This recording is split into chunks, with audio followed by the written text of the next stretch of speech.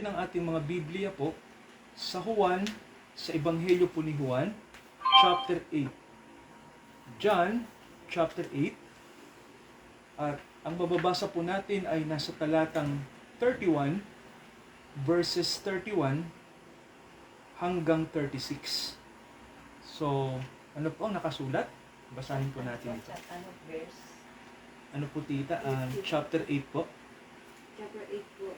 John chapter 8, mula verse 31 hanggang 36. Ayan. Ito po yung diskurso po no, ng ating Panginoong Hesukristo. 31 tita? Opo. Hanggang 36 po. Makikita niyo po. Baka maliliit po yung letra. Sinabi nga ni Jesus, sige, ako lang babasa. Sige. At Kaya sunod si Gian. Sinabi nga ni Jesus sa mga Hudyong yaon na nagsisisampalataya sa Kanya, kung kayo'y magsisipanatili sa aking salita, kung magkagayoy, tunay nga kayong mga alagad ko. Yes. At inyong makikilala ang katotohanan at ang katotohanan magpapalaya sa inyo. Amen. Sa kanya'y kanilang isinagot, kami binhi ni Abraham, at kailanmay hindi pa naging alipin ni limang tao. Paanong sinasabi mo, kayo'y magiging daya? 24.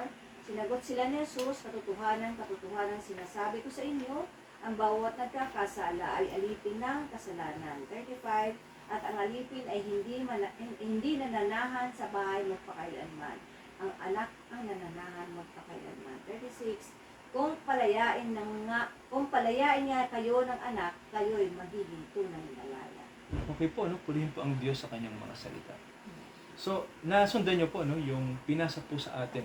So, mga kapatid, no, ito pong binasa sa atin ngayong gabi ay tungkol po ito sa aral ng Panginoong Hesukristo na isa ito sa mga aral na napakahalaga po na malaman po natin na nakasulat po dito sa sacred book, no, sa Holy Scripture. So, may sinabi kasi dito ang Panginoong Hesukristo na magbibigay ng liwanag ito sa sino mang tao na uunawain talaga yung kanyang sinabi.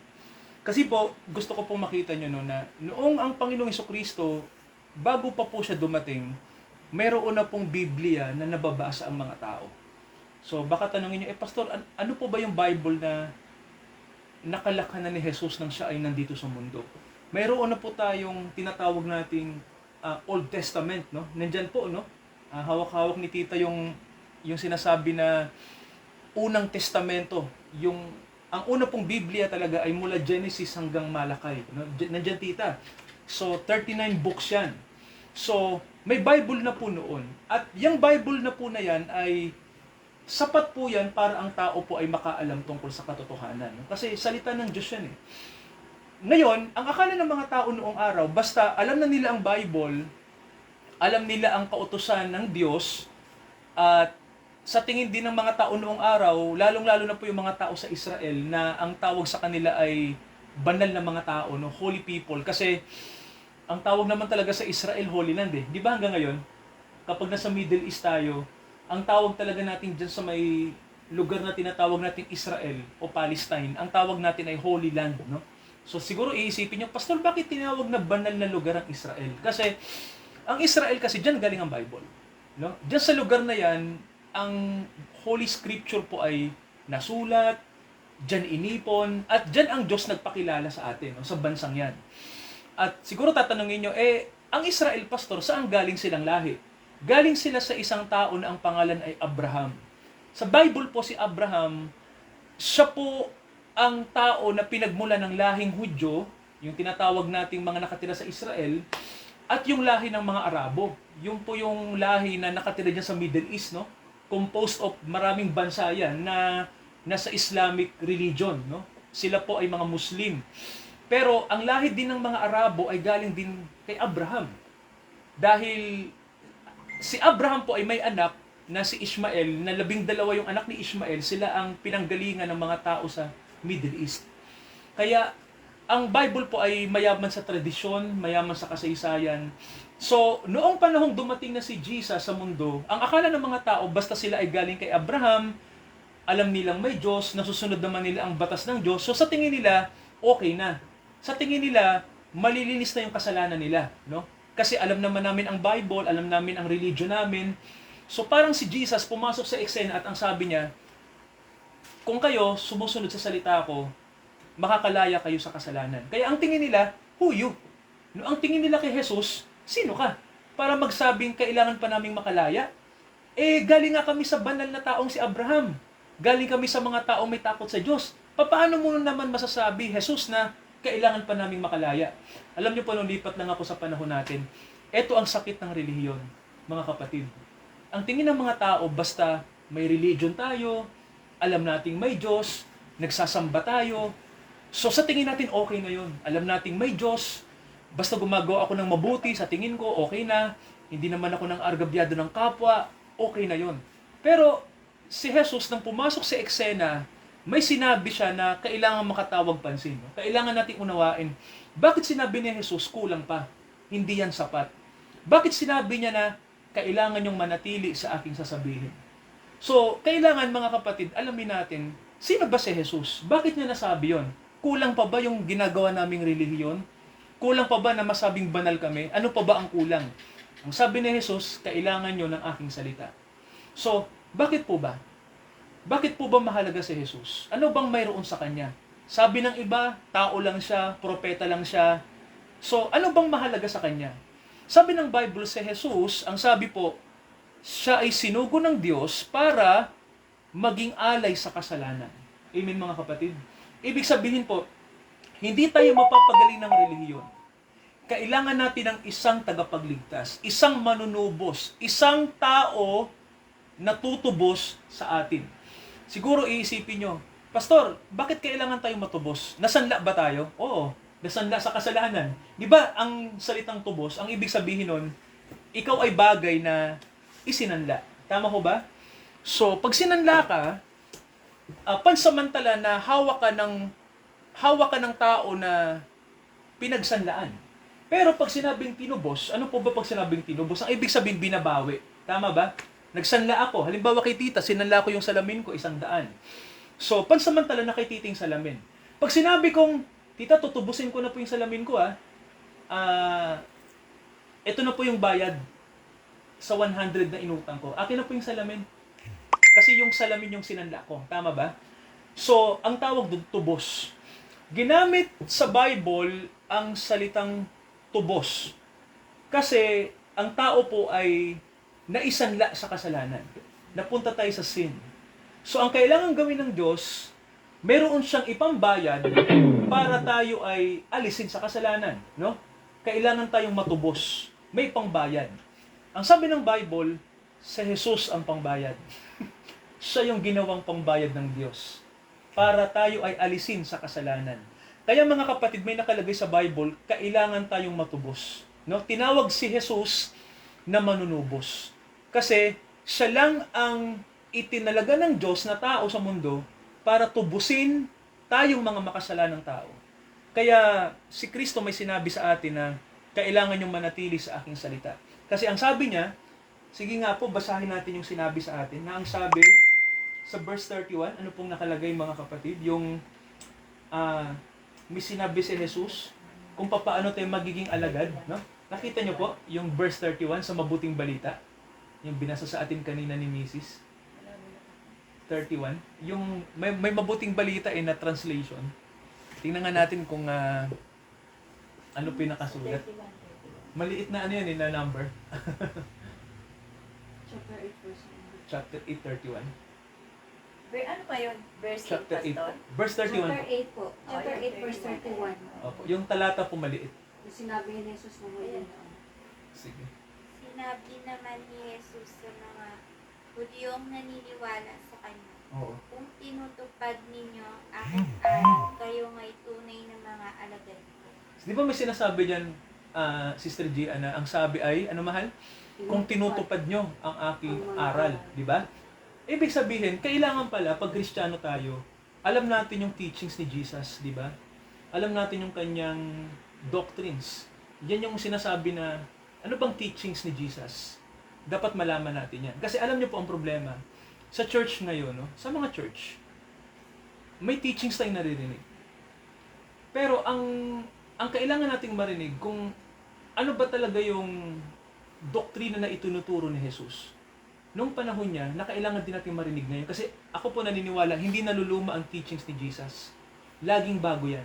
Kasi si Jesus, ang sabi ng Bible, siya ang karunungan ng Diyos. Kaya punong-puno siya ng karunungan na napapakinabangan ng tao kung pakikinggan.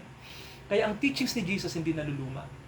Kaya sabi niya, anong sabi niya ulit?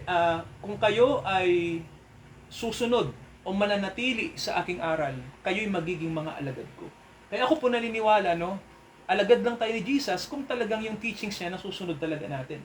So, anong kasunod na verse? May sinabi dyan si Jesus. Sa verse 32, mayroon siyang sinabi na pinakamahalagang statement dyan, no?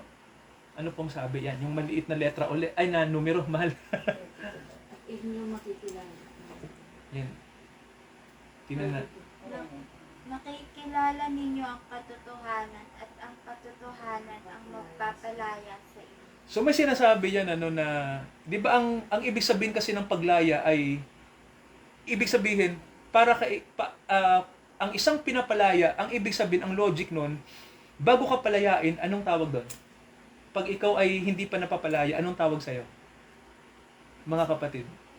Sige nga, sinong sasagot? Pag ginagamit natin yung salita na dapat kang makalaya, ibig sabihin, nasaan ang tao? Kung dapat tayo makalaya, tayo ay ano po? Parang preso. Nasaan po ang tao? Nakakulong, di ba? Ang salitang laya, ginagamit yan kapag ang tao ay nakakulong. Nakapiit, ibig sabihin ikaw ay wala kang kalayaan, wala kang karapatan, no?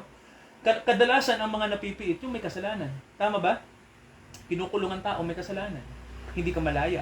Tanong, bakit ginamit ni Jesus ang salitang kalayaan? Kasi, ang Panginoon, pinapakita niya dyan sa kanyang teachings na tayong mga tao, hanggat tayo ay nasa kasalanan, bilanggo tayo. Yun ang sabi ng Bible, no? Ibig sabihin, pag namumuhay tayo sa kasalanan, hindi tayo malaya, kundi bilanggo. Ibig sabihin, alipin ka, bilanggo ka, wala kang kalayaan. Kasi ang tingin ng mga tao kasi, pag nasa kasalanan, malaya. Baliktad ang isip natin . Pag nagagawa natin yung gusto natin, halimbawa, gumagawa tayo ng maraming kalokohan, gumagawa tayo ng maraming bisyo, makasarili tayo, wala tayong pakialam sa iba, wala tayong pakialam sa Diyos, basta masaya tayo, nabubuhay tayo sa sarili natin. So ang tingin ng tao, malaya siya. Pero ang hindi niya alam, alipin siya at nakabilanggo. Kasi mga kapatid, ang kasalanan, ano yan? Gawa ka ng gusto mo, pero sa bandang huli, ang mapapansin mo, empty ka pa rin. Napansin niyo po? Empty. Ibig sabihin, meaningless ang buhay. Isipin niyo po pag nabubuhay ka lang sa material, sa gusto mo, sa pera, sa mga ambisyon mo, ano mapapansin niyo? In the end, makikita niyo na hindi ka pa rin fulfilled. Walang satisfaction. Parang ano lang yan, bottomless pit. Alam niyo ba yun? Yung parang makikita mo na empty pa rin. No? Ang iyong dinidesire, wala pa rin. Hindi pa rin magbibigay ng totoong satisfaction. Yan yung illusion, mga kapatid, ng sin, ng kasalanan. Para bang ang tingin ng tao, satisfied sila sa paggawa ng gusto nila, pero sa bandang huli, magsisisi ka kasi parang, bakit ganito? Parang napunta lang ako sa kawalan. Wala pa rin. Dead end. Ibig sabihin, yun ang sin. No? Ang diablo, gusto niya ang tao ay magkasala kasi gusto niyang mapahamak ang tao. Hindi para magkaroon ng buhay na ganap at kasiya-siya. Napansin niyo po pag ginagawa mo gusto mo, ano bang kahahantungan nun? Kapahamakan. Di ba? Walang pipigil sa'yo. Walang didisiplina sa'yo. Walang magre-remind sa'yo. Gawin mo lang yung gusto mo. Gawin mo lang ang kasalanan. Alam nyo, no, sa scripture ng Satanism, baka curious kayo, no? Ano kaya yung pwedeng gawin ni Satanas na Bible para i-convert ang mga tao? Alam nyo po, simple lang . Doon daw sa book ni Satan, na pwedeng mabasa ng yung mga satanista, meron din silang sariling Bible. Alam niyo yung unang verse na nakalagay? Hindi naman masama pero napakasimple. Na kung saan ito yung gateway sa kasalanan. Ang nakalagay, do gawin mo ang gusto mo. Do what you want. Yun ang unang verse sa Satanic Bible. Anong ibig sabihin nun? Ibang-iba sa Bible ng Diyos, no? Kasi sa Bible ng Diyos, ang sabi, sa pasimula ang Diyos, ang may lalang ng lahat. Pero, ang Satanic Bible nag-uumpisa sa atin, no? Gawin mo ang gusto mo. So, tanong, anong masama doon, Pastor? Masama yon. Kasi, kung gagawin mo ang gusto mo, ikakapahamak mo yon. Lahat ng tao, lahat ng hinahangad natin, kapag hindi yan nakakonect sa tinatawag na purpose ng buhay, alam natin na hindi yun magtatagal. No? Kapahamakan ang kapupuntahan. Tandaan nyo po ang mundong ito, ang buhay natin ay may design ng Diyos. Mayroong tatak ng Diyos ang creation. Na kung gagawin natin yung gusto lang natin, sirain ang creation, wasakin ang buhay natin, ibig sabihin noon, hindi natin nasusunod yung talagang instruction ng Diyos kung bakit niya tayo nilalang. Kaya ang tao ay nagsi-self-destruct. Napansin niyo, di ba? Pag ginagawa natin ang gusto natin, self-destruct. Mapupunta tayo sa pagkasira. Napansin niyo ang mundo sira na? Kasi ang tao, ang tingin niya, pwede kong gawin ang gusto ko. Ang Diyos, pwede ko lang naman siyang sambahin pag Sunday lang, pero sa buhay ko, huwag siyang mangialam. Di ba ganun? Ang tingin natin sa Diyos ay, ano lang siya? Kumbaga, pwede lang natin siyang gustuhin kung gugustuhin natin. Kung ayaw naman natin sa Kanya, so, wala akong pakil sa'yo. Parang ganun, no? Tinatrato natin ang Diyos as if para ding tayong may karapatan din sa sarili natin na tingin natin na kung may authority ang Diyos sa atin, siguro 50% lang o 90%. Yung 10% o yung 1% sa akin pa rin. Alam niyo, hindi ganun ang pagtrato sa Diyos, no? Kung kilala ng tao ang Diyos po, siya ang may-ari ng buhay natin, hindi tayo. Ang Diyos ang may lalang sa atin, siya ang nagbigay ng purpose sa atin, hindi tayo ang magkikreate ng sarili nating purpose. Siya ay may original purpose para sa atin noon pa. Hindi tayo pwedeng mag-create ng plano natin. Kasi ang Diyos na, may plano na siya noon pa. Nakatakda na yon. Ganun mga kapatid, no? Hindi ka mag-create sa sarili mo na ito ang buhay ko, ito ang aking gagawin. Walang ganun. No? Sa Diyos po, kapag Diyos ang ating Diyos, sa Kanya set na lahat. No? Wala ka nang gagawin, kundi sumunod lang sa kalooban niya. Ganun mga kapatid, no? Yun yung sinasabi ng Panginoong Jesucristo na ang sabi niya na kailangan yung makalaya. Kasi sabi niya, alipin kayo ng kasalanan. Sabi ng Panginoon, no? Kaya kailangan yung makalaya. Gusto nyo makalaya? Sabi ng Panginoong Jesucristo, alamin nyo ang aking salita, malalaman nyo ang totoo, at yung katotohanan na yan ang magbibigay ng kalayaan sa inyo. Anong sabi niya po sa verse 33? Tingnan natin. Ito yung sagot ng mga tao nung nakikinig sa kanya. Anong sabi? Sige. Sumagot sila, kami ay mula sa lahi ni Abraham at kailan may hindi kami naalipin ni Numan.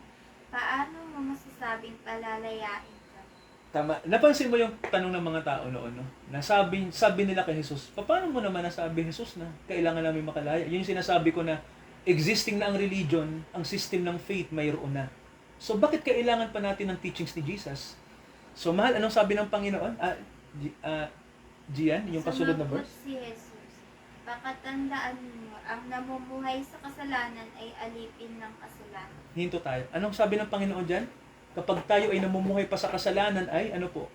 Alipin tayo. Ibig sabihin, tita, pag nasa kasalanan pa rin ang tao, hindi siya malaya. Kapag hindi ka pa pala born again, ang lagi mo lang gagawin ay magkasala. Namumuhay ka sa kasalanan. Namumuhay ka ng self-centered, hindi God-centered, no? Sarili mo lang iniisip mo, wala kang pakialam sa Diyos. Okay lang na may relihiyon ka pero wala kang relasyon sa Diyos. Hindi mo kilala si Jesus ng personal at sa tingin mo okay na 'yon. Pero sabi ng Panginoon, dangerous, no? Kasi sabi niya, kung hindi ka mapapalaya, tunay na alipin ka ng kasalanan. Anong mangyayari? Pag dumating ang panahon na haharap ka sa Diyos na alipin ka ng kasalanan, ikaw ay isang makasalanan na hindi ka natubos. So mga kapatid, asahan nyo, hindi ka pupunta sa Diyos. Kasi ang pupunta lang sa Diyos, yung mga tinubos. Kanina po, in-example ko na. Tulad ng isang bagay, di ba? Pag naisanla, kailangan kunin ng nagsanla para masabing tinubos. Ganon din po tayo. Hanggat hindi tayo natutubos sa kasalanan, alipin ng kasalanan. So anong mangyayari kung tayo ay alipin ng kasalanan? Halimbawa, nakamatayan na natin. Hindi tayo na-redeem ni Jesus, no? hindi tayo tinubos galing sa pagkakasanla. So mga kapatid, tandaan nyo po, ang isang hindi nasanla, mareremata yan. Anong ibig sabihin? Anong ibig sabihin pag ang isang bagay ay naremata? Hindi na tita mababawi. Tama ba? Wala na. Wala na. Di ba? Pag naisanla nang hindi mo nabawi, kanya na yon. So kapag isang makasalanan, hindi nakapagsisi, hindi nakapagbalik loob, saan pupunta yung kanyang kaluluwa? Doon ka na sa... Kapahamakan, tita. Kaya may sinasabi ang Bible, kapahamakan, no? Mayroong kapahamakan. So siguro sa nag-iisip, Pastor, mayroon ba talagang hell? Mayroon ba talagang eternal fire? Mayroon ba talagang death? Well, mga kapatid, ang sabi ng Bible, mayroon. Yan ay reality. Pastor, napaka-ano naman ng Diyos, napaka-cruel, napaka-tindi naman niya kung magpapadala siya ng mga tao doon. Well, hindi naman Diyos ang may gustong pumunta tayo. Tao ang may gusto. Tao ang gustong pumunta sa impyerno, hindi naman ng Diyos. 'Di ba? Ang gusto nga ng Diyos, magbalik loob ang tao. Kung hard-headed tayo, matigas ang puso natin, ayaw natin makinig sa kanyang salita, yun yung sinasabi, mapapahamak talaga tayo. And then, anong sabi ng susunod na verse? Sa verse 35, ano pong Ang sabi? alipin ay hindi kabilang sa pamilya sa habang panahon, subalit ang anak ay kabilang ng pamilya. So, anong sabi? Pag alipin ka ng kasalanan, hindi ka kabilang sa tahanan ng Diyos. Di ba? Hindi ka mapupunta doon. Hindi na natin. Hindi ka mananatili. Ibig sabihin, kung nasa lupa ka pa at hindi ka nagbalik loob, hindi ka natubos, so, sabi ng Bible, mahal, ang sabi rito, yung natubos lang, di ba? Ang ibig sabihin ng Panginoon, kapag natubos ka kasi, nagiging anak ka ng Diyos. Amen? So, pag anak ka ng Diyos, kasama ka sa natubos, may karapatan ka sa bahay ng Diyos. Amen po ba? Kaya pag umuwi ka sa langit, sa totoo lang, diretso ka doon. Pag tigalangit ka, rekta ka talagang pupunta ron. Sige, Pastor, meron akong tanong. Kasi baka may nagtatanong. May purgatorio po ba? Yung mga Katoliko. Kasi may mga tao na namatay ng hindi tiyak kung saan pupunta. Ito po, sasagutin ko yan. Alam niyo po, walang purgatoryong itinuturo si Jesus. Sa lahat ng teachings niya, wala kayong makikita. May mga interpretation ang mga pare, ang mga Katoliko dito, pero ang totoo nun, hindi batay sa konteksto, hindi rin batay yung pinagkunang talata, hindi rin batay ito sa tinatawag nating mga aklat na pinagkunan ng teachings ni Jesus. Walang itinuro si Jesus ni isang talata tungkol sa purgatorio.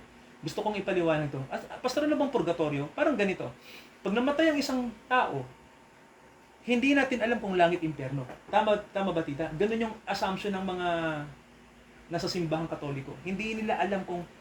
Kasi tingin nila hindi naman masyadong mabait, hindi naman masyadong salbahe, parang ano lang. So sa tingin nila may purgatorio, pinupurga ang kaluluwa ng tao doon sa purgatorio. Ibig sabihin, mainit na lugar yon, parang inaalis yung kasalanan mo doon para pwede ka makapunta sa langit. Alam niyo po, sasabihin ko na yung totoo. Imbento lang yon ng simbahang Katoliko. Walang purgatorio na itinuro si Jesus. Wala talaga. Ang itinuro ng Panginoong Jesucristo ito, may impyerno. Yan ang turo niya. Marami siyang itinuro tungkol sa hell. Hindi purgatorio. Impyerno ang itinuro niya. Marami po, no? Marami tayong mababasa. Konti nga lang ang itinuro ng Panginoon sa langit eh. Mas marami sa hell. Mas lamang sa impyerno, no? Kaya, yung purgatorio po, hindi totoo yun na pag namatay ang tao, kailangan ka pang purgahin. Mga kapatid, ganito. Ano po ba ang ibig sabihin ng salitang purga? Sige po, baka alam nyo. Alam nyo yan. Simple lang yan eh. Pag sinabi po ang purga, ano pong sa tingin nyo po ang ibig sabihin? Tita, pinupurga. Bakit kailangan purgahin? Halimbawa po, dito lang, sa simpleng bagay. Ano po bang ibig sabihin pag pinupurga? Halimbawa po. Tinatang. Tama. Halimbawa, may bulati ka sa tiyan, di ba pinupurga yon? So, tinatanggal yung bulati, di ba? Iinom ka ng gamot para tanggalin yung bulati. So, ang ibig sabihin ng purga, inaalis yung kasalanan. Inaalis, di ba? Unti-unti inaalis. Ang problema, hindi naman ang kasalanan pinaalis pag patay ka na. Naintindihan niyo po? Kasalanan nagpo-post ng ano. Ang kasalanan po dapat pinupurga habang buhay ka pa. Naintindihan niyo, mga kapatid, di ba? Ang paglilinis sa kasalanan, hindi ginagawa pag patay ka na. Mali. Sabi nga ng Panginoon di ba? Magsisi kayo. Ang ibig sabihin ng pagsisisi, magpalinis ka, di ba? Sinabi niya yun sa mga buhay. Hindi naman sa mga patay dito. Paano makakapagsisi pag patay ka na? Wala na. Wala naman nakakapagsisi ng patay na Dapat buhay ka pa. Kaya ang purgatorio ay isang kasinungalingang aral. Hindi po totoo yun. Binubulit pa nga ang tao sa kapahamakan kasi tingin ng mga taong namamatay, pwede silang magsisi sa kabilang buhay. Kapatid, I'm sorry. Hindi ka na pwede magsisi sa kabilang buhay. Huli na. Patay ka na Dito ka dapat, kung gusto mo magpapurga sa Diyos, dito yon habang humihinga ka pa. Kung sasabihin mo, pastor, may tinuro yung Katoliko sa amin, simbahan, ganun mali tayo. Walang nakalagay sa Bible na pwede kang purgayin pag patay ka na. Patay ka na nga Paano pa yon? Di ba? Pag patay ka na, haharap ka na sa Diyos nun. At kung saan ka pupunta, Diyos na ang may karapatan kung saan ka. Pero hindi mo pwedeng sabihin na pwede ka pang magpalinis kapag patay ka na.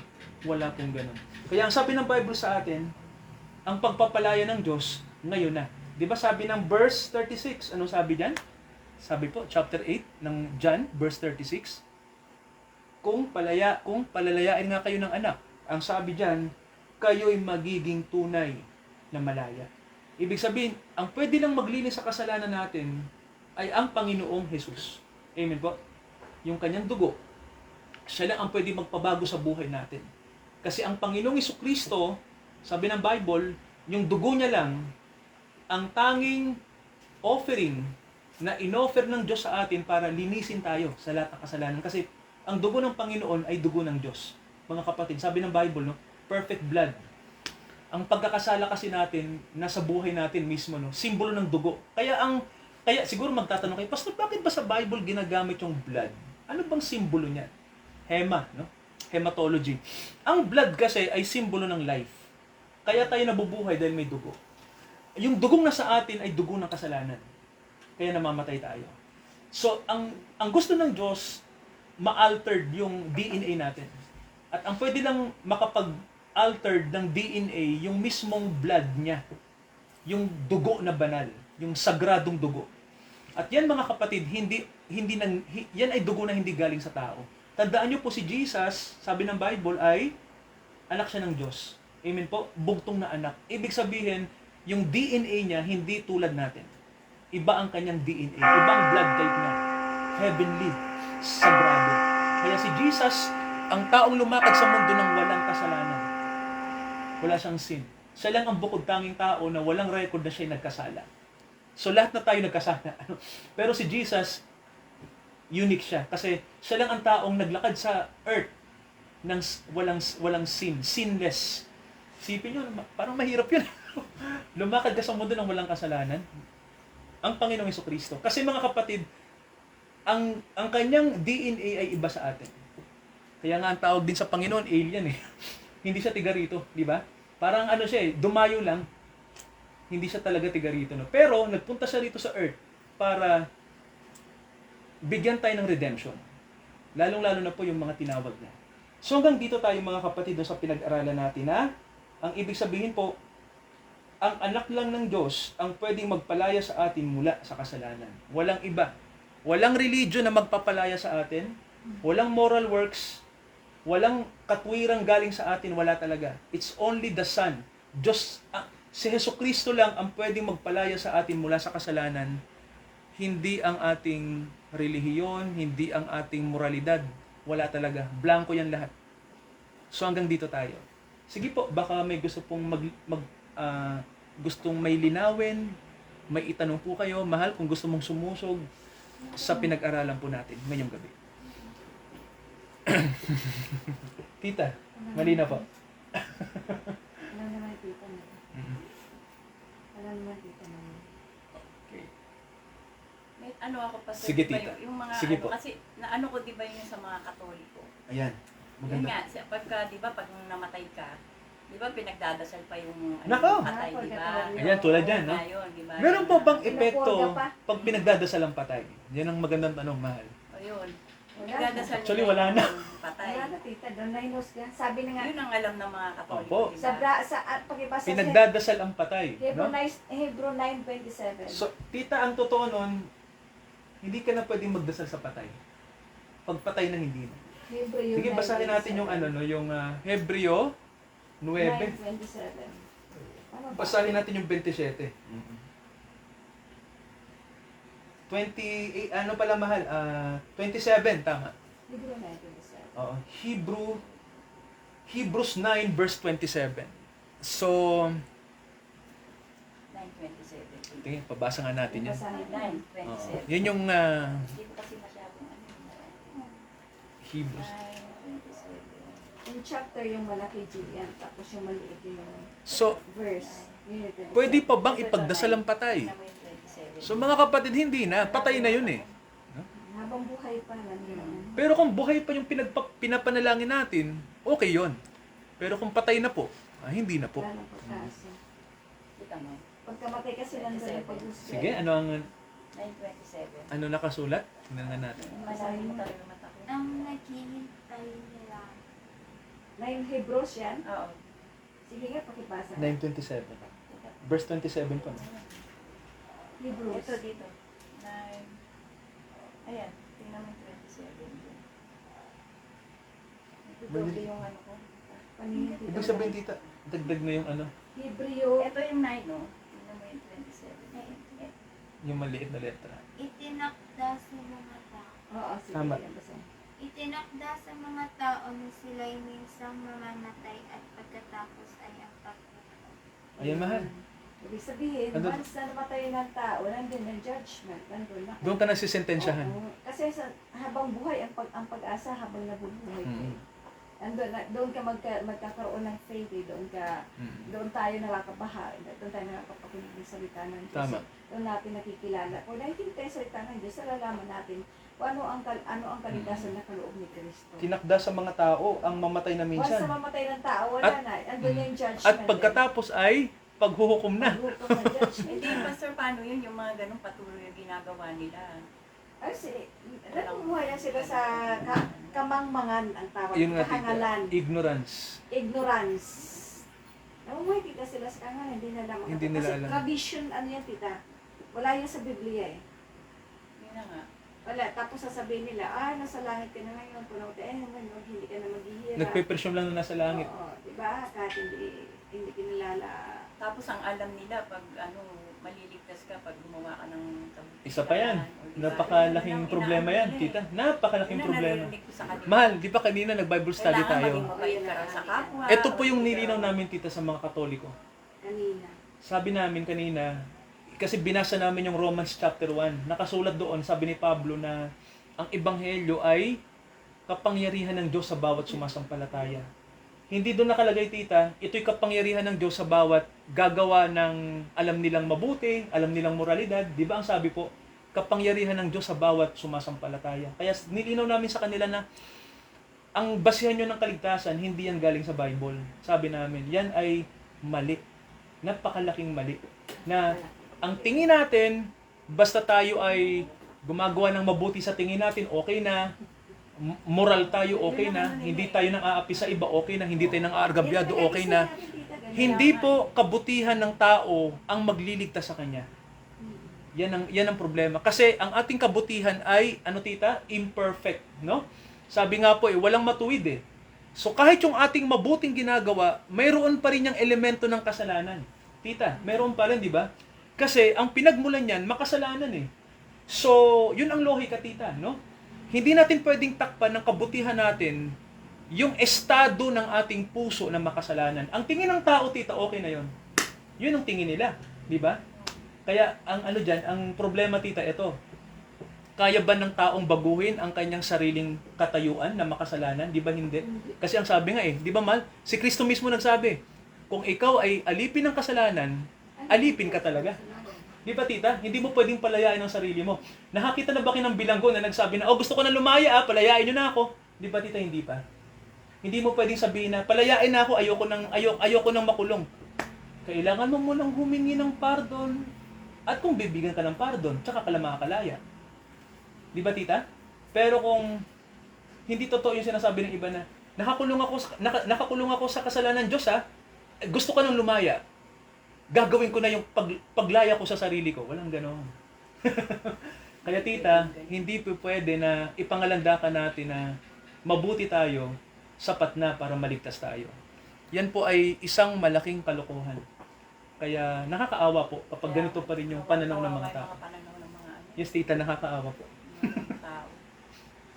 Sayang lang din yung ano nila. Ano, Ay, tita, opo. sabi Nawala ng Effort kabuluhan. nila, opo, tita. Sabi niya. Kaya nga marami tita dahil sa, ang tao kasi yun lang ang gusto nilang gawin eh. Sakripisyo nila, di ba? Mga sacrifices. Ang tao kasi naman talaga yun ang gusto nilang gawin eh. Yun lang sa kagustuhan lang nila. Yung kung ano lang ang ano ng isip nila, kaya ng mind nila. Pero may beyond kasi eh. Ang salita ng Diyos eh.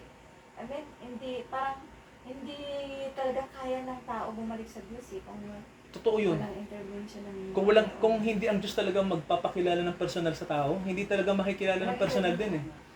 Kaso, Ang problema naman ng mga- nagpapakilala na nga ang Diyos, ayan na nga, nangangaral sa salita niya, tinatanggi Hindi pa rin ang naman mga nila, tao. oo nga. Hindi nga nila, Hindi nila na-accept. Tama. Kasi yun lang, ang physical kasi yun lang ang gusto niya eh. Ang Kaya hirap, lang. parang ang hirap sa ganung tao na ang Diyos eh, kumikilos na sa ano nila.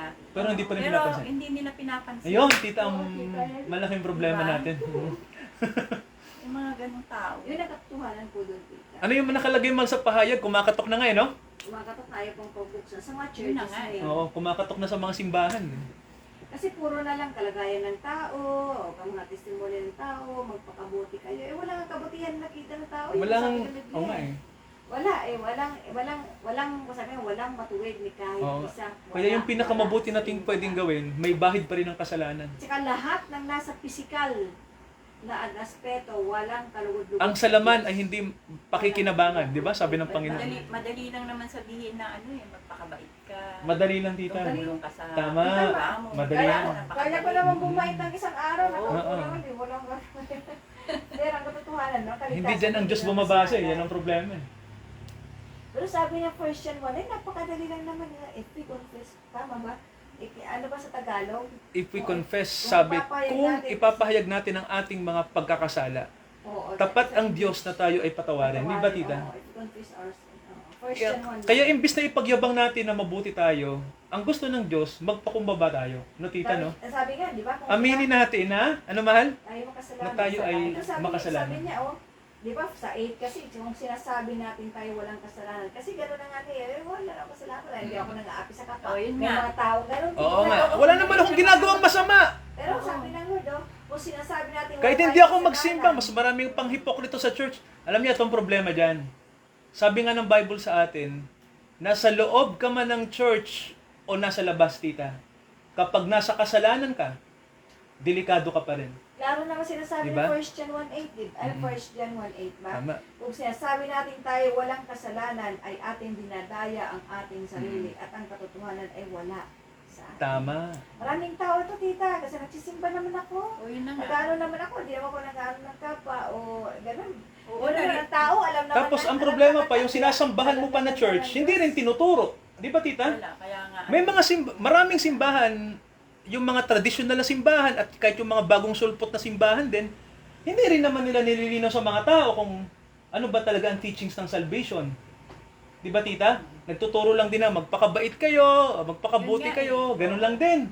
Basta maging chill lang tayo, praise God, hallelujah, praise the Lord, okay na. Okay, basta ako wala akong ginagawang masama, Oo, ganyan. wala sa isip pa Tumutulong ng ako sa tao. kapwa. Hindi nililinaw yung teachings. Sabihin pa, alam ng Diyos yun. Wala ang katotohanan, sabi nga walang katotohanan, Mm. wala ang salita niya. Gagawa natin sinungaling ang Diyos. Tama. Sabi natin wala tayong kasalanan. Wala, hindi naman. Ganun ang kapira. Mm. Hindi ko yan sa lola ko. Tama. Hindi naman nang-aapi sa kapwa ko. Hindi Mm. naman ako nang-aano. Narinig mo nga sa mga tao. Ang gusto ng Panginoon, tita, aminin natin, no? Oo, sabi Oo. na. Kilalanin natin na tayo talaga ay makasalanan. Kailangan natin ng katubusan niya. Sabi ng sabi ng 1 John 1:9, kung ipapayag natin ang ating mga kasalanan ay tapat at banal siya, tayo patatawarin sa ating mga kasalanan. Amen. At tayo lilinisin. Yun, tita. Bakit lilinisin sa lahat ng ating mga Ang ganda ng verse na yan. Kumukonekta yan, tita, sa 1:9. pagpupurga. Di ba? Oo. 1:9. O sa mga nasa maling pananaw pa na may purgatorio, hindi po totoo yun. Ang paglilinis po ng Diyos ay ngayon habang buhay pa tayo. Oo. Mm. Kaya, wala na pag namatay na, purgatorio. Pupurgahin ka pa ba sa purgatorio? Hindi sa klarong by Biblia. Tapos may narinig pa nga ako sa mga dapat daw pag hihingi ka ng tulong, kay Mama Mary muna daw. Kasi siya yung Tulad yan. maghahatid sa Panginoon na kung ano yung narinig ko yun sa sa isang Kaya pala tita sa kanila, magiging bitter sila. Kahit kung kay Mama Mary sila. Mali doon pa na rin, sila bitter. tita. Kasi ang Mary tita, narinig ko yun sa mga nagdadasal ng Mali sa po, mga tita, mali patay. po yan. Ano siya tita, ginagalang natin siya. Tao sabi nga, Bagamat ginagalang ko Ang talaga isang yung babae. kapatid natin. Napaka-bless yung babae para gamitin siya ng Holy Spirit. Pero hindi siya dapat sa Pero, Hindi tita. tama, opo. Kasi siya mismo, sumamba siya sa nasa kanya sila pupunan eh. Sumasamba Hindi po siya. pwedeng may ibang tigapamagitan sa Diyos. Sabi nga tita, sabi ng Biblia, isa lang ang tigapamagitan natin, ang Panginoong Hesukristo lamang. Yun po ang sabi ng unang Timoteo mahal, basahin mo nga. Unang Timoteo, 2 kabanata, dito sa talatang 5, verse 5. 1 Timothy chapter 2, verse 5. Anong sabi? Verse 5. Ngayon tingnan natin. Isa lang ang tigapamagitan. Hindi mga May santo. isang Diyos at may isang tagapamagitan sa Diyos at sa mga tao, ang taong si Jesucristo. Sabi rito, may isa lamang tigapamagitan. Di ba, tita? May isa lamang pwedeng magdala sa atin sa Diyos. Ang Panginoong Jesucristo lang. O, gawa Kaya- 4.12 ba yun? Acts 4.12? Opo. Acts 4.12. Karo din naman, di ba? So, hindi, At sa kanino mang iba ay walang kaligtasan, sapagkat walang ibang pangalan sa silong ng langit ang ibinigay ng sa mga tao na sukat natin ikaligtas. Ibig sabihin, pangangaral to si Peter to, no? Si Peter at saka si John. Nangangaral, walang ibang tao na walang ibang pangalan ay kaliligtas ang ko. ano nito, ang yung pagtitiwalaan. malaking hindi ang kalokohan. Panginoon. Bakit nandyan naman ang Panginoong Jesucristo na tigapamagitan natin? Bakit kailangan pa yung nanay niya sa lupa ang tawagin? Ay, hindi. Di ba? Ano ba ibig sabihin ng Mary Bitter? Mapait. Dinala lang ni Maria ang ating Panginoon sa lupa. Jesus, Yahweh saves. Ang ibig sabihin ng Jesus, Pagdating po Yahweh sa saves. langit, hindi niya na po anak ang Panginoon. Anak na siya ng Panginoon, baliktad na tita. 'Di ba? Kasi dito lang sa lupa, naging ina siya ng Panginoon. Pero pagdating sa langit, ina pa ba siya ng Hindi, pastor, Panginoon? yung Hindi, mga kahit ganong nung nangangaral siya. Di ba? eh. Hindi. Katuruan lang ng yun. Opo, tita. Ito pa tita, ang katotohanan kasi, tinuro ng mga nagmastera na sa Bible School, na may mga nagtuturo din ng mga pari. Kasi masteral at siya doctorate na yun eh. Parang Ginawang tigapamagitan yung nanay sa Sabi ng lupa. mga ng friend ko tita na nag-aaral doon, kung wala ka talaga yung stand, ng sariling stand sa Diyos, at kung wala kayong ano ng Diyos talaga, unahin ng Diyos, maliligaw ka talaga kasi ang mga pare tinuturo nila, parang itinuturo nila na hindi ka maniwala sa Biblia. Kasi kita nag-pastoral yung mga yan, nag-doctorate din yung mga yan eh. How come na kahit nga lang sa rebulto, hindi na lang may pangaral eh. Isa pa yun. Yan ang pinakamabatindi, Wala tita. man. Yung Iba mga- na kasalanan nila. Kaya sabi ko, numero 1, patungong impyerno ng mga pare. Alam mo kung bakit? Hindi nila nililinaw. Alam nila, nabasa naman nila ang Biblia eh. Kasi sa kanila, calling ba talaga? Depende kung may pare talaga na mga aral salita ng Diyos. Pero para sa tingin ko, ba't sila natili doon? Ba't nila hinayaan na manatili? May katuruan na Dahil sa yun. tradisyon na Kaya lang. sa tao. Nasanay na sila sa tradisyon. Profession lang. Mm. Ibig sabihin, may, At profession, may tama. Oo, may sahod lang sila. Ginagawang profesyon Diba, ang meron silang mga langgit, pagpapare. Maraming mga paring kumikita. Pati rin pagpapastor ngayon, Kaya tita. nga, diba? Ang Ginagawa daming ding mayaman profesyon. na pari. Kahit yung mga yan, kahit yung mga yan, walang mga nagtatype ng mga tao, pero pag nag-demand sila ng, ganito, mga kapatid, mag-donate kayo ng mga ganito.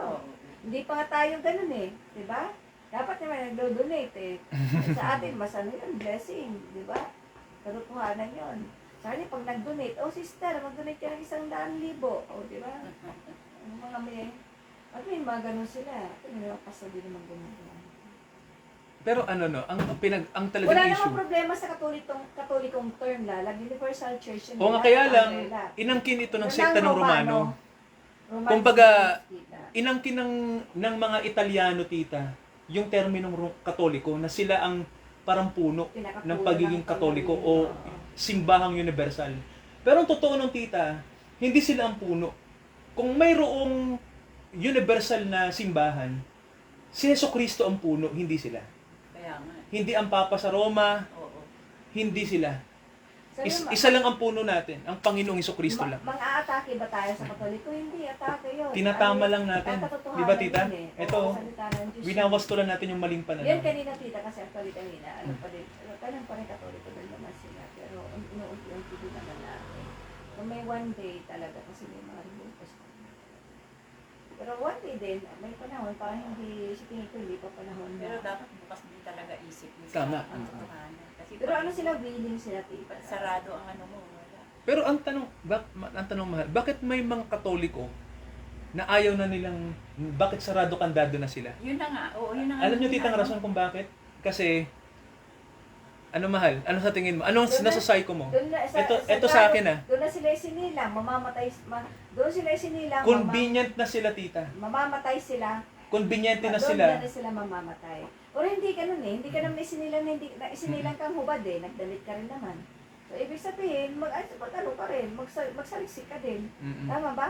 Hindi ka na natili din baby, lumaki ka rin.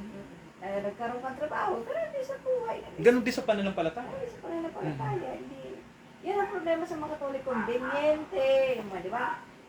Convenient na kasi sila. Nakasanayan na nila. Oo, Ayaw ko na magbago ng kumbaga, reliyon. yun ang nakagisnan. Opo. Ayaw ko na magbago ng Tapos sa reliyon- tingin nila, reliyon parang eh. okay naman na to. Parang okay na sila doon. Kasi, isa pa, tita, yung mga kasalanan na ginagawa nila, parang okay lang din sa Oo, kinaaniban nila. Oo, Di ba, tita? Kunyari, namumuhay ka na gay. oo, yun na nga. Namumuhay ka na Ayaw mo Parang okay lang sa magbago. okay lang, no? Eh sa Katoliko, okay lang naman din yan eh. Parang ganun. Nagsasabi nga sila ng, oy, Nagkukorek maging naman kayong sila. moral, maging kayong mabuting tao. Pero, mahal, di ba? Politically correct. Pero maraming membro ng Katoliko, tita, na namumuhay sa immoralidad, di ba? So, paano yan? Problema na hindi lang Katoliko ngayon. May mga Christian na rin, Christian. Yun nga sinasabi natin. Kung yung mga, Sanay na rin sila sa kanilang paniniwala Tama, sa tita. mga traditional Di ba? ano nila. may mga iba na rin kahit hindi Katoliko, nasanay na lang sila sa ganong Malalaking pananampalataya. simbahan, tita, maraming mga miyembro. Kaya tita, hindi na tayo ngayon hindi tayo pwede magsabi na ay yung dinamit, yung aking yung aking sinasamahan, tingin ko naman okay na sila. Magiging okay lang ang isang Kristiyano kung magpapatuloy sila mahal sa salita ng Diyos. Tama ba? Oo yun. Di ba, tita? Hindi pwedeng stock knowledge lang din mahal, di ba? Kunyari tita, lumaki akong alliance, no? Hindi porket ang doktrina ng alliance sa tingin ko okay na yung doktrina ng alliance. E paano yan, tita? Kung may sasabihin pa ang Diyos na mahalaga sa salita niya, hindi mo ba tatanggapin kahit bumangga sa alliance? Di ba, mahal? Di ba, tita? Yun ang malaking problema. Kasi kadalasan ang salita ng Diyos, mahal, makapangyarihan, di ba? Pwedeng banggain yung sarili mong aral, di ba? Ganon. Handa ka bang matuto kung itatama ka ng Diyos? Ang mga Romano. Hindi pa... Yun ang ating tita, yun ang kasalanan ng ating bayan. Idolaters tayo. Medyo mga ngaral. Hindi rin nila challenge yung mga tao. Yung mga... Marami na sa PCEs.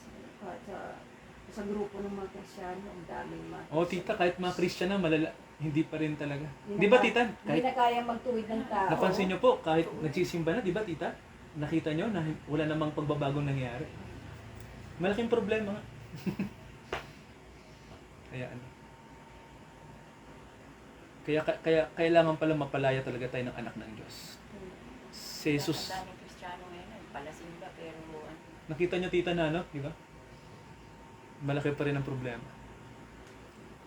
So, kaya tayo po, hinihimok natin yung mga kapatiran na ang pagsamba po ay pag-aaral ng salita ng Diyos. Kaya ano po, ang challenge po sa atin, once na tayo ay nasa church at nagsama-sama tayo, ay nakasentro tayo na pakinggan yung teachings. Ganon, tita. Kasi ako po naniniwala, dito lang talaga lalago ang tao. Pag handa tayo makinig sa instruction ng Panginoong Jesus. Yun ang totoo. Pero kung ano lang, tita, punta-punta lang sa church na wala lang naman yung isip, paglabas mo, wala na. wala din. Diba? Nakagisnan lang. Maraming ganun eh. Mm. Nakarinig na salita ng Mm. Diyos, paglabas, wala na. Wala na. So, kailangan talaga personal mong marinig. Ganun talaga. Ayan. Ay, yung butike, Kain na lang tayo, mahal. Nagugutom. Ano? Yung, Gata, kain mo yung na. butik eh. Gumanon. Sumingit. So, susog po. Wala na po. Yan, tita. 11 na pala, tita. Okay naman. Mahal, susog, wala na. Midnight Apo, tita. Si Gian, baka may tanong. Nanto ka na? So, mahal, pray na tayo. Sige, prayer ito si tita. Tita, ano pong ano po? Si tita. Buti hindi pala pigsa yung kay tita eh. Hindi, kung ano yung tawag. Sugot lang yun, baka infect Sugot, lang. oo. Sugot na maliit na na-infect. Hindi, baka kasi sa probinsya, Hindi, may tawag dyan. Alam ko, mahal. Iniisip ko. siguro may nangagat sa akin. Naging aga, ano? Nagwawalis kasi May ako. Bisayang word. Ang dami mga puno-puno dun eh. Pag Hindi naman nagwalis yan kagid. Pag nagwalis ka, hindi Hindi, mo may alam Bisayang kung word ano dyan. sabi ni Ugahip, tita. mahal, ugahip. Hindi ko alam. Basta, Bulanon word yun. Ugahip. Sa probinsya ko nakuha to eh. Ugahip, tita. Tawag doon. Yun lang, eh. Ikaw, mahal, mag-pray. Ikaw ang closing, ikaw ang pastor. Ah, ganun ba? Ikaw ang closing. Pastor tayo lahat, ah. Eh, Ito, ikaw ang head pastor. ganun. Okay, salamat din mga kapatid, no, Ay, sa... naka-live ka pa pala? Oo, nakikinig yung ibang mga kapatid, no. So, salamat po, dahil kahit gabi na, nandyan pa rin kayo. Wala namang gabi sa Panginoon. Opo. Di galing din kasi kami kanina sa Bible, yun. Maganda rin kanila yung topic namin, tita. Ngayon lang din hapon. Birthday po kasi na, binabible sa din namin na sila, tita. Pero bihira din naman napuntahan kasi busy rin. Inaasikaso yung pamilya na lupain. Ngayon, birthday ni nanay. Parang last month ata, pero hindi no, last month no. Nung nakaraan, every... Di ba yun yung pumunta nung anniversary natin dito? opo. Ay, hindi po, hindi po Ay, siya hindi. pumunta. Yung matanda? Hindi, ay si nanay, hindi na nga Hindi pa yun. Ay, oo nga pala. Si nanay, no. Kinakamusta Iba pa ko yung si tita, nanay. iba pa yan. Iba pa rin po yun, yun naman tita. Ano lang yan, si Ate Minita, para isang taon lang ata yung ano sa akin. Ate Minita. Good evening po, Tita Lily. Good evening po sa inyo. Ano, Tita Lily? Ay, hindi lang, Sige, hindi, Tita opo. Gili. Lily? Tita Lily, tita. Kabibigay ni Gili, tita? Gili, Apo. Ah, si Tita Lily. Ano po, Buti dito naman. kami kila Tita Virgie. Good Pakita evening mo- po, Tita Lily. pakita God mo, bless po sa Tita inyo. Virgie. God Pakita bless mo, po Tita dyan sa Virgie. Marilao. God bless po sa buong family. Pakita mo si Tita G. Ayan po. Oh. Kasama po namin Tita Virgie. Yan po. Sige, pray tayo. Pray tayo. Okay, Pag-aaral ni Gian, kay Tita. Ano po? Ito si Tita. Amang makapangyarihan sa lahat, Ama, salamat po sa inyong mga salita. Sa salita po ng inyong bugtong na anak na nagtuturo po sa amin ng mga katotohanan na makapagpapalaya sa amin mula po sa pagkaalipin namin sa kasalanan. Ama, salamat dahil makapangyarihan kayo, makapangyarihan ang inyong salita upang kami ay palayain mula sa pagkakabihag sa kasalanan. Totoo, Ama, na tila ang kasalanan ay wala kaming takas sa kasalanan. Ang kasalanan po ay karugtong ng buhay namin at tila kami po ay hinihila nito. Pero Ama, naniniwala kami na ang kaya lang pumatay sa kasalanan ay ang inyong salita. Ang inyong makapangyarihang salita. Kaya Ama, sumasampalataya kami sa salita nyo. Na kaya nyo pong baguhin ang buhay namin. Baguhin ang aming kalikasan. At papasukin nyo sa puso namin ang buhay po ng inyong anak na si Jesus na siyang magpapalaya sa amin. Salamat, Ama, na makapangyarihan kayo para baguhin ang isang makasalanan, gawing anak nyo. Nandito kami, Ama, humihingi ng tawad sa lahat ng aming pagkakasala. Baguhin nyo ang aming mga puso. Baguhin nyo ang aming mga kalooban. Kami po ay patuloy nyong baguhin sapagkat naniniwala kami, Ama, binago nyo na kami nang kami po itawagin nyo, nilinis nyo, at pinagkalooban nyo ng mayamang awa upang kami po ay malinis sa pamamagitan ng dugo na natagas sa krus ng Kalbaryo. Pagpalain nyo, Ama, ang tahanang ito nila tita, ang pag-aaral nila Gian, Ama, kayo ang tumulong sa kanya, makapasa siya sa kanyang kurso, kayo po ang mag-lead sa kanyang buhay, kayo ang gumabay sa kanya, Ama, at baguhin nyo ang kanyang puso, at akayin nyo po siya sa tunay na kalayaan ng kaligtasan, na makilala niya si Jesus na kanyang Panginoon at sariling tagapagligtas. Ama, salamat sa buhay ni tita na tinawag niyo po, binago niyo ang kanyang buhay, at siya po ngayon ay naglilingkod sa inyo patuloy nyo siyang akayin, Ama, at palakasin. Dahil ang buhay ni Tita Ama ay paglilingkod na buhay.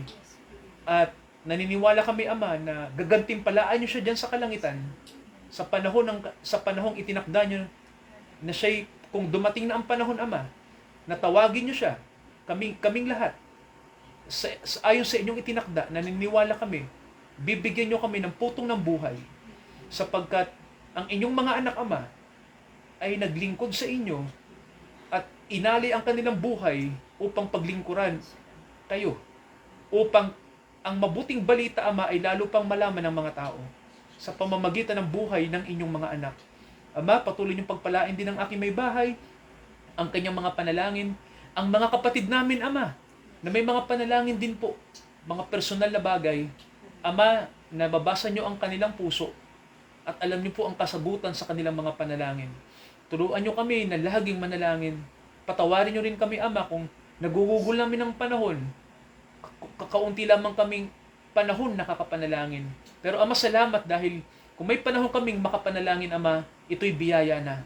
Kaya we are thankful, Father God, sa inyong blessing sa amin. We are thankful sa inyong understanding sa amin.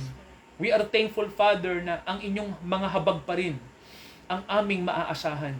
Dahil, Ama, tinawag nyo kami sa biyaya. Kaya biyaya nyo lamang po ang pwedeng magbigay sa amin ng sustaining transformation upang lagi kaming mabago bawat araw, bawat gabi sa buhay namin. I-bless nyo ang tahanang ito, Ama. Patuloy na maglingkod ang mga kapatid namin sa De La Costa, sa Caloocan po, ang sambahayan ni Tita Ama, continue to guide them, continue to bless them. Ang aming mga kapatid, Ama, kahit hindi namin kapiling, ang aming mga kapatid sa NCR, sa Pasig, sa Marilao, sa ang lugar man, sa Malolos, sa QC, saan man, sa ibang lugar man, Ama, nasaan man sila, anong location man, continue to pour out your mercies upon them. Continue, Father, na alalayan nyo sila sa biyaya. Salamat, Ama.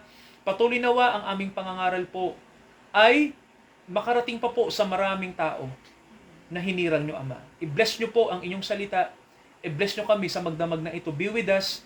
Sa pangalan ni Jesus, ito ang aming panalangin. Lahat po tayo magsabi ng Amen. Amen. God bless po. God bless po. Ano na nagkakain? Tumigil ka nga. Hindi. Kumain ka lang para sa birthday. Hindi, kain kayo. Hindi, tita. Matutulog pagdating. Ayan o. Okay. God bless po.